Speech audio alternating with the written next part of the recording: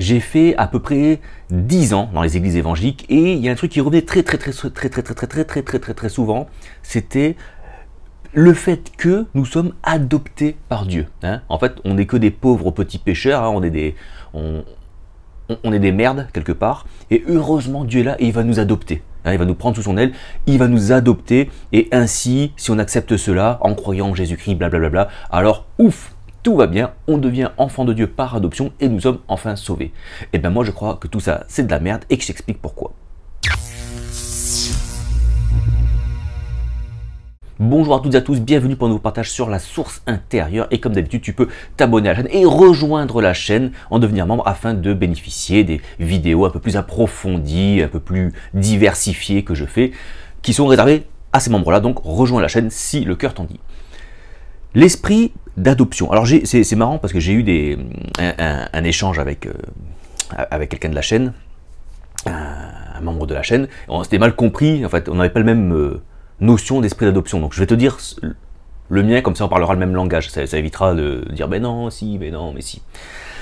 Cet esprit d'adoption, c'est une doctrine selon laquelle nous sommes adoptés par Dieu. C'est-à-dire que nous sommes des pauvres merdes dans le monde, et puis on est nuls, on est bidons. Et puis heureusement, si on croit bien, Dieu nous adopte. Et donc on devient enfant de Dieu par adoption, fils par adoption. Voilà. Et c'est moi, comme on me l'a appris, c'est comme ça. Donc quand je parle d'esprit d'adoption, je parle de cela, de ce principe-là, selon lequel on n'est pas des fils de Dieu, mais on le devient par adoption. Voilà.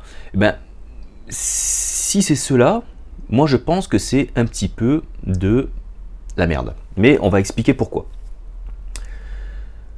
Nous sommes tous, toutes et tous, enfants de Dieu naturels. C'est-à-dire que nous sommes par essence, par nature, fils et filles de Dieu. C'est comme ça. Pourquoi? Parce que nous n'avons qu'un seul créateur. Et le créateur de toutes choses, que ce soit par coup de baguette magique ou que ce soit juste en laissant le temps aux lois physiques, aux lois naturelles de se développer et de pondre quelque chose de fini, peu importe, nous sommes tous créations, tous issus d'une seule et unique harmonie, force créative, volonté, désir, tu l'appelles comme tu veux, et donc nous sommes tous et toutes fils et filles de Dieu. Point final, au revoir, ciao, prochaine vidéo. Mais, si on prend par exemple l'enseignement de Jésus, il dit quoi? Il dit que, en fait, le Fils de Dieu, ben, il fait les œuvres de son Père. Donc il voit ce que fait son Père, et il le reproduit. Et il ne le reproduit pas en se forçant, il le reproduit tout simplement naturellement, parce que c'est ce qu'il a toujours vu, c'est ce qu'il a toujours entendu. Donc pour lui, en fait il ne se force pas. Il se dit pas, il faut vraiment que je fasse ça, parce que non, c'est naturel. C'est tout à fait naturel pour lui. Donc lui, il ne se prend pas la tête à savoir, il faut que je fasse. En fait, il n'y a pas de lutte en lui. En lui, il n'y a pas de lutte à faire le bien, à faire le mal, il n'y a pas de lutte à pécher, ne pas pécher, il n'y a pas de lutte à être dans la bonne morale, pas la bonne morale. C'est naturel, il le fait normalement, quoi. Il le fait normalement. À un moment donné, Jésus est là, il discute avec des pharisiens, des religieux de son époque et tout. Et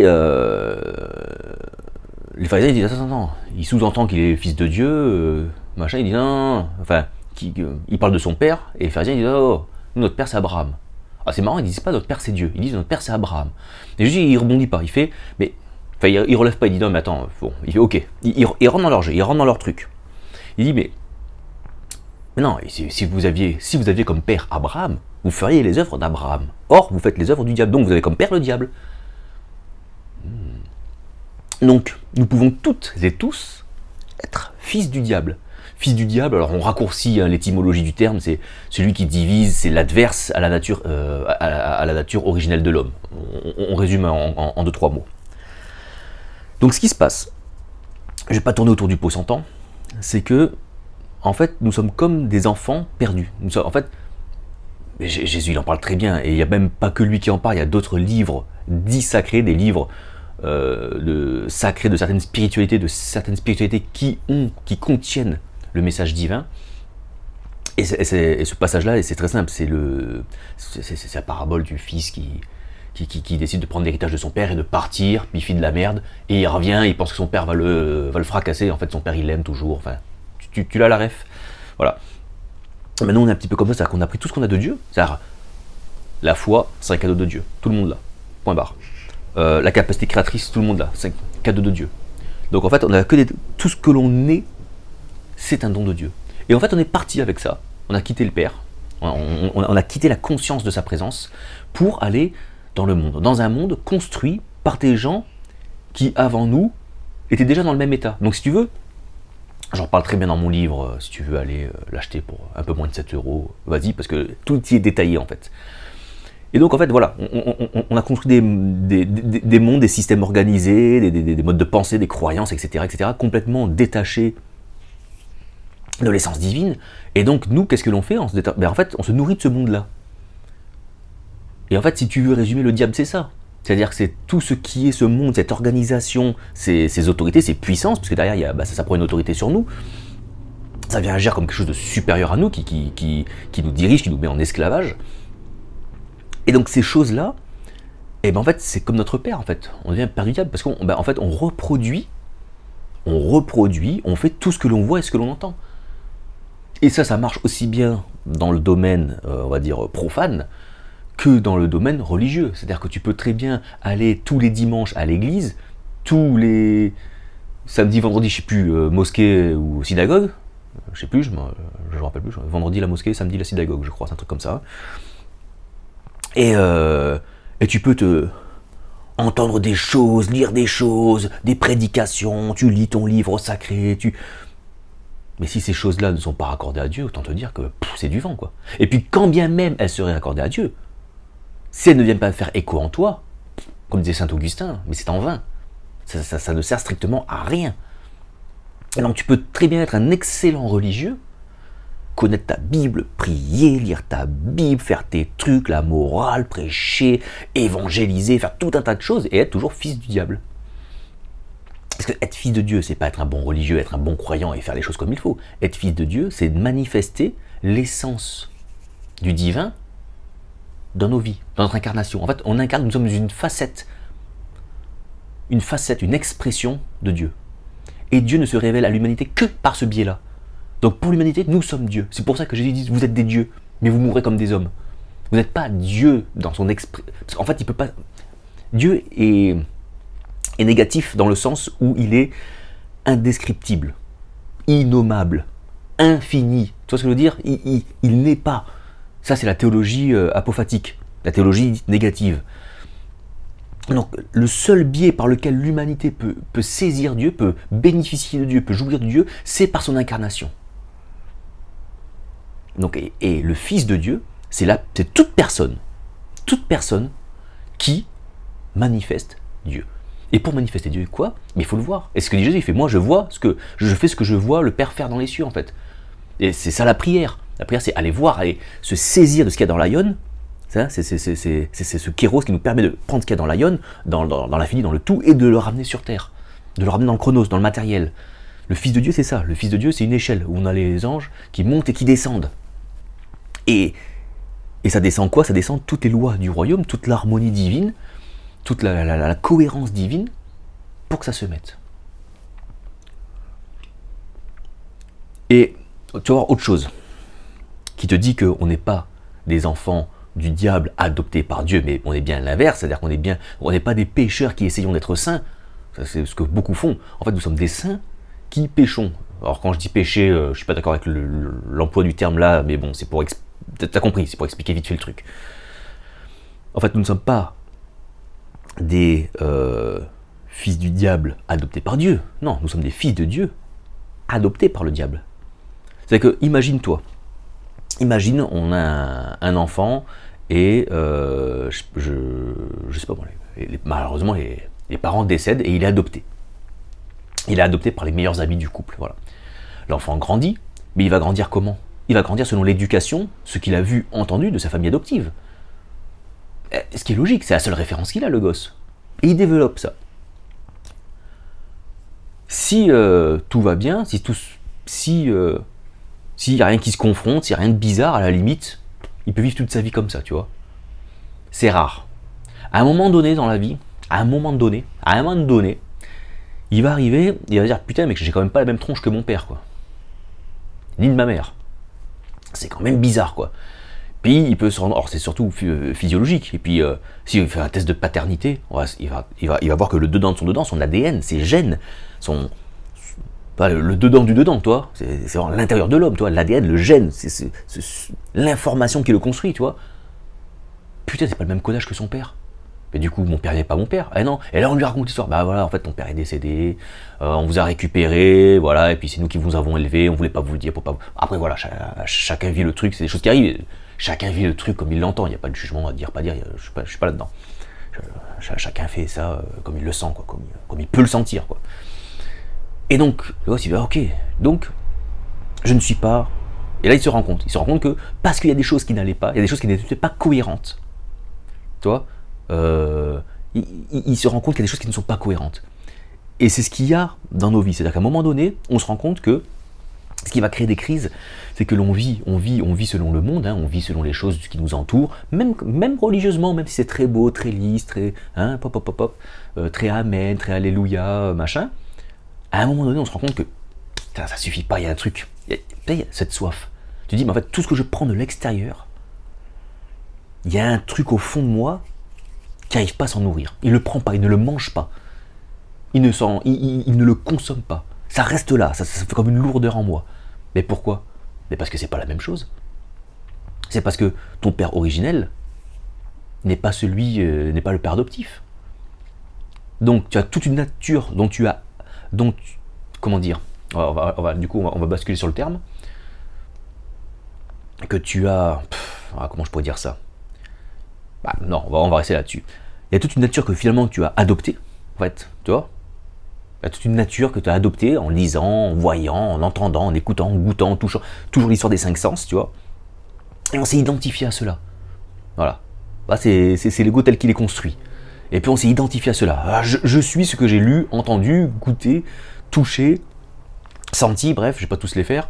Et puis ben, tout ça, ça forme des réflexions, des pensées, des croyances, ça forme une mémoire, des expériences, un vécu, et tout ça forme une identité.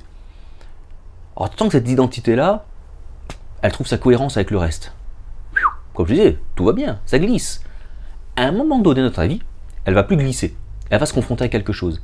Ce quelque chose, c'est quoi? C'est ton toi intérieur. En fait, tu vas être comme séparé de toi-même, le diable, le Satan. Tu es séparé de toi-même. Et de toi, et le toi avec un T majuscule, si on voudrait dire, le toi divin, c'est le Christ. C'est le toi et un. Et lui, il prend la forme, et lui, souvent, il prend l'identité de Jésus. Tant que tu n'as pas compris que c'était toi, en fait, tu ne comprendras pas. Parce que ton toi, avec ton visage à toi, tu l'as associé à ton ego. Donc si tu revois ton visage à toi, tu vas pas comprendre. Ouais, je sais. Ah oui, bah, va falloir creuser, les gars, à un moment donné. Je peux pas tout expliquer. Donc ce qui se passe, c'est qu'il y a une confrontation entre les deux. Il y a comme une confrontation entre le moi extérieur, enfin le moi qui s'est construit sur l'extériorité et qui a pris racine à l'intérieur. Je le mets de ce côté-là, et le soi intérieur, qui lui est bien à l'intérieur, tu vois. Et en fait, il y a un moment, il y a une confrontation entre les deux. Il y a un truc qui va plus, il y a un truc qui va pas. C'est pas la même essence, c'est pas la même nature. Ça ne va pas. Donc, qu'est-ce qui se passe? Il y a une crise, un jugement, il y a le baptême de feu qui va s'enclencher. Bah, enfin, le baptême de feu, c'est-à-dire que soit tu restes dans cette confrontation et tu comprends pas ce qui t'arrive, ah je sais pas, je suis pas bien, j'en ai marre, ça va pas en ce moment, je sais pas ce que j'ai... je dis toujours, alors ça c'est les gens, on voit tous les jours, les religieux ça va être j'en ai marre de faire semblant. Alors ça les gens ils le disent pas, ça ils le gardent bien au fond d'eux. Mais en gros quand ils sont en gros dans leur tête c'est j'en ai marre de faire semblant à la louange, les cultes dimanche ça me sert à rien, ma vie elle change pas, ça fait 40 ans que je vais voir, que je réponds à l'appel sur le devant de la scène, qu'on pose les mains sur moi, et il n'y a rien qui change, et il est où Dieu, et pourquoi ça change pas, allez vite c'est l'heure des louanges, allez fais semblant, lève les mains.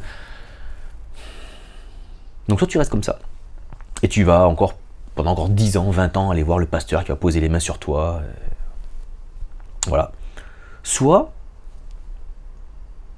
tu décides de te convertir, soit tu te repens. Tu dis ok, ben, j'arrête de suivre ça, hein, j'arrête de suivre le monde extérieur qui est là, je fais demi-tour, et je vais aller vers mon moi intérieur. Et tout ce process il est long, tout ce process il est dur, tout ce process il est compliqué, tout ce process, il est douloureux. Ne croyez pas que ça se fait comme ça. Je vous dis pas que l'expérience dans l'intériorité, et vous allez vivre des trucs horribles, c'est pas ce que je dis. C'est que le process de passer de l'homme extérieur à l'homme intérieur, de passer de l'ego à Christ, waouh, mais c'est chaud les gars. Et plus ton ego s'est construit, plus il est solide, plus il a pris ancrage en toi, et plus ça va être balèze. Mais l'espérance qu'il y a, c'est que Christ a une autorité sur l'ego. Maintenant, comme Christ, c'est toi et Dieu, il y a une coparticipation, comme disait l'apôtre Paul. Tu es la clé de Dieu. Dieu a besoin de toi. Vous vous rappelez la vidéo que j'avais fait? Je disais, hein, Dieu a plus besoin de nous que nous de lui. Et tu dis n'importe quoi, ta gueule. Et bien voilà. C'est-à-dire que Dieu ne s'exprime que par l'incarnation. Et nous sommes le je. Le suis ne peut pas être sans le je. Suis, l'être. L'être, on ne peut pas voir l'être. L'être, on ne peut pas le voir. Celui qu'on peut voir, c'est le je suis. Et le je suis, c'est nous qui l'incarnons. Donc tu as beau chercher, c'est ce que disaient les apôtres, ah mais nous montre-nous Dieu, il faut que nous montre-nous le Père, on veut voir le Père. Mais vous le voyez, vous le voyez. Ça fait 3 ans que vous êtes avec moi, vous n'avez toujours pas compris. Vous le voyez, vous qui me voyez. Pourquoi? Parce qu'on ne peut pas le voir. On ne peut pas. Tant que nous sommes bloqués dans la matière, on réflexionne avec des limites. On a des limites. On a les limites de l'incarnation. Voilà. C'est comme ça tous les mecs là sur YouTube là, qui vous vendent des méditations, vous partez, vous mélangez dans l'être, et je suis le tout, et je suis le rien à la fois. Ta gueule. Mais non, là tu es incarné. Là pour l'instant tu es incarné, donc tu as des limites. D'accord? Donc il va falloir faire avec. Après, oui. Après, il y a autre chose. On peut en parler si tu veux. Mais là, pour ta vie, là, tu vas avoir des limites. Et donc, comment Dieu se manifeste dans cette limite-là? C'est l'incarnation. C'est le Dieu infini qui se finit. C'est le mystère de l'incarnation. Et c'est ce qui est venu, et c'est l'enseignement de Jésus. Et Jésus est l'incarnation de Dieu. Comme nous. La différence est que lui, il l'a, comment dire, pleinement incarné.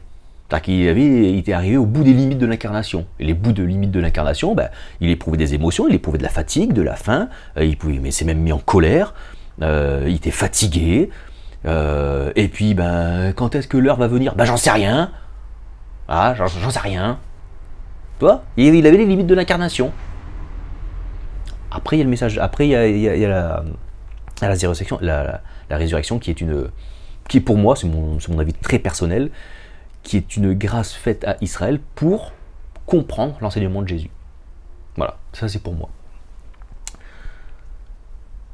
Donc maintenant, qu'est-ce qu'on en retient de cette vidéo, après avoir tout blablaté? Il faut se déculpabiliser de quand je fais des choses mal, dites mal, hein, selon notre répertoire moral de la chrétienté, ou de l'islam, ou du judaïsme, ou de je ne sais pas quoi. Hein. Ah, j'ai pas le droit de faire ça. Ah, mais je l'ai fait. Oh, je suis qu'une merde, dis donc Dieu. Ah, je vais me fouetter, Dieu m'aime pas. C'est normal. C'est normal parce que tu incarnes, tu fais les choses que tu as appris. Donc, laisse-toi le temps. Sois patient. Dieu est patient avec toi, sois patient avec lui. Sois patient avec toi-même, en fait. Entre dans ce processus. Et tu vois que toutes les erreurs, tout ce que tu fais, dis, qui n'est pas nature divine, qui n'est pas une expression de la divinité en toi, mais qui est qu'une imitation de ce que tu as lu, entendu, c'est pas grave. C'est pas grave. Laisse-toi le temps. Laisse-toi le temps. Ça sert à rien. Alors vous avez des mecs, des meufs aussi, qui vont se foutre dans des zones blanches. Hein, je vais me foutre dans une grotte. Hein, je vais me foutre dans une grotte, comme ça je vois plus, j'entends plus. Voilà. Mais c'est pas le monde. Que si tu es l'expression de Dieu, comment le monde va voir Dieu si tu te caches dans une grotte, espèce de... Oh, espèce d'égoïste. Tu penses qu'à toi. Ah non, mais il prie pour les autres. Mais comment tu fais pour prier pour les autres? Tu connais pas leurs besoins, tu ne côtoies pas les gens. Tu ne côtoies pas les gens. Qu'est-ce qui se passe? Qu'est-ce qui se passe? Comment on fait? Tombe pas. Donc soyez patient avec vous-même. Soyez patient avec vous-même. Ne culpabilisez pas. Il n'y a plus à culpabiliser. Vous avez compris maintenant pourquoi vous faites ça. Pourquoi on fait des choses comme ça et des choses comme ça. Ah oui, mais moi je vais sur des sites porno. Ah oui, mais moi, si j'ai un gosse, je vais avorter, je me sens pas de le faire. Oui. C'est pas question de dire c'est mal ou c'est bien. Je suis pour la vie, moi. Par exemple, tu vois. Je suis, comment dire, intrinsèquement contre l'avortement. Maintenant, parce que je suis pour la vie, voilà. Maintenant, une fille qui viendrait me voir moi, je sais pas pourquoi elle viendrait me voir moi, mais j'en sais rien. Ben moi, je suis enceinte, c'est le bordel, il faut que j'avorte. Et puis elle le fait. Tu vas faire quoi? Tu vas dire, espèce de merde, t'es qu'une connasse, tu te rends pas compte de ce que t'as fait. Elle, qu'est-ce qu'elle fait? Mais elle agit selon son environnement.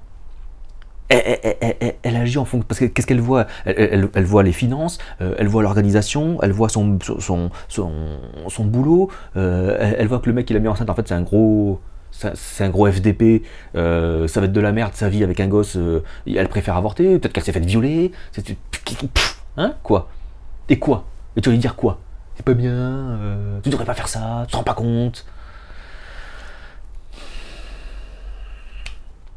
Elle agit en fonction de ce qu'elle voit, entend, tout ce qui s'est construit dans son cerveau. Et elle le prend comme ça. Et elle le prend comme ça. Et elle fait en fonction de ces choses-là. Donc maintenant, le but pour que les gens n'agissent plus comme ça, qu'est-ce qu'on fait? Plutôt que de les faire culpabiliser que ça sert à rien. Parce qu'en plus, ils y sont pour rien. Ils y sont pour rien, en fait. Pardonne-leur, ils ne savent pas ce qu'ils font. Pardonne-leur, ils ne savent pas qui ils sont. Donc si le mec à la croix, il a réussi à pardonner au mec qui est croyait sur la croix, t'es qui toi pour aller dire à une personne, tu fais de la merde, c'est nul.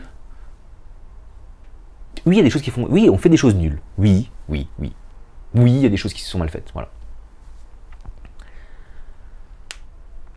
Maintenant, pour que l'humanité dans son ensemble avance et puisse vivre en harmonie, en cohérence, tout en tout, il va s'agir d'être une expression du divin pour les autres, leur montrer qu'une autre voie est possible, et les exciter à la jalousie, comme disait Paul, oui, il n'a pas dit que de la connerie, pour les amener à ça. Ils ont une soif en eux, et ces gens qui ont découvert cette soif, ceux qui n'ont pas soif, ça sert à rien, n'allez pas les chercher. Ils y sont pas encore, ça sert à rien. Ça ne sert strictement à rien. Ça sert à rien d'aller faire du blabla religieux, du prêchi-prêcha, ça ne sert strictement à rien. Les gens dont on détecte la soif, et ta soif, deviens pas fou, calme-toi, il y a la voix intérieure. C'est la voix christique, c'est la voix, tu l'appelles comme tu veux, la voix du Tao, la voix du... Tu l'appelles comme tu veux, on s'en branle. Et si chacun fait ça, eh ben au fur et à mesure, oui, les gens changent de nourriture, si tu veux. Ça change de nourriture, ça change de régime. On pense autrement, on voit autrement. On agit différemment, et on est une expression différente dans le monde. Et chacun y trouvera son... Comment dire ? Son fonctionnement, parce qu'on sera toujours personnel, nous sommes toujours une singularité du tout. Donc chacun avec son fonctionnement, chacun avec sa personnalité, eh ben, va venir être une expression du divin, une face de Dieu. Et c'est comme ça que ça avance. Donc, nous avons, après c'est un process, donc on a toujours une partie de nous qui est, entre guillemets, un fils du diable, hein. On y est tous encore dans plein de domaines de nos vies, et on a une partie de nous qui est fils de Dieu. Mais celle-là, elle est intrinsèque à nous. C'est celle-là qu'il faut aller explorer, qu'il faut aller incarner, qu'il faut aller faire exploser. Et ces choses-là, maintenant, les choses du monde, du diable, etc., c'est, comme je disais, c'est pas se mettre dans une zone blanche comme un ermite, je sais pas quoi, là. Le seul moyen, c'est que le monde, tu vas pas pouvoir le changer. Les gens qui prient, moi j'ai dans une église, ils montent sur le mont Faron. Le mont Faron, c'est une petite montagne, une grosse colline qui est au-dessus, puis ils lèvent les mains comme ça, puis ils étendent leurs mains sur Toulon, et puis ils chassent les démons de Toulon au nom de Jésus-Christ. Ok. Ne sois pas médisant, ne sois pas médisant. Ça, j'y crois plus. Ça, stop. Ce qu'il faut aller chercher, c'est pas chasser les choses à l'extérieur, tu n'y arriveras pas. Il y a un monde qui est construit. Le seul moyen de démolir le monde extérieur, c'est d'enlever les récepteurs qu'il a. Parce qu'en fait, si ce monde lit mon livre, putain, sans déconner, 6,86 €, je peux pas faire mieux. Hein. Tout un système de création. Donc cette boucle-là, ce vice, ce cercle-là, tu ne le casses pas de l'extérieur, tu le casses à l'intérieur. Son pied d'argile, son talon d'Achille, c'est nous. C'est nous. C'est nous la clé. On est la clé pour l'expression de Dieu, on est la clé pour détruire Satan. Et quand on dit que Jésus le Christ détruit Satan, le diable, etc., c'est ça. Parce que si l'on devient une expression de Dieu, alors, donc on est Christ, et donc on casse l'expression du diable. Et donc le but, c'est d'amener les gens à se reconnaître eux-mêmes, à se connecter à leur eux, pas leur eux intérieur égotique, mais à leur eux intérieur christique. Et quand ils n'auront plus ces attaches en eux, bah, comme Jésus, le prince de ce monde vient, mais il ne trouve rien en moi. Ça me glisse dessus. Pour l'instant, il y a des choses, moi par exemple, il y a des choses qui me glissent dessus, ça y est, c'est fait, et il y a des choses, c'est encore à l'intérieur.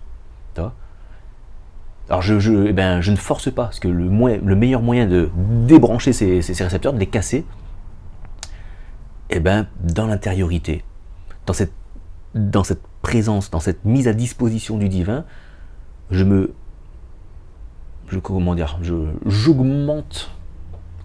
c'est mal dit, mais je mets en exergue, si vous voulez, mon identité christique, qui grandit, et c'est elle qui fait péter ces trucs. Je me bats pas avec. C'est fini. Ces trucs de prier très très fort au nom de quelque chose, contre quelque chose, c'est fini. Je ne fais plus comme ça. Ça ne marche pas. Oui, mais moi je connais un mec, une fois il l'a fait. Oui, ça fait partie des 1% de grâce. Je l'ai déjà expliqué, c'est bon. Non. Et donc, dans l'intériorité, la pratique de l'intériorité permet ces choses-là. Donc le but n'est pas d'aller chasser les gens dans ce monde et aller dans le monde et chasser, je sais pas quoi faire. Non, c'est aller dans le monde et soyez l'expression du divin. En tant qu'expression du divin, vous allez amener d'autres gens à vouloir être cette expression du divin.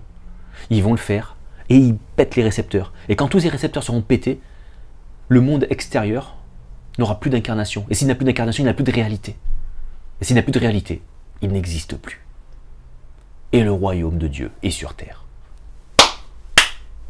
Voilà, ouais, ça c'est fait.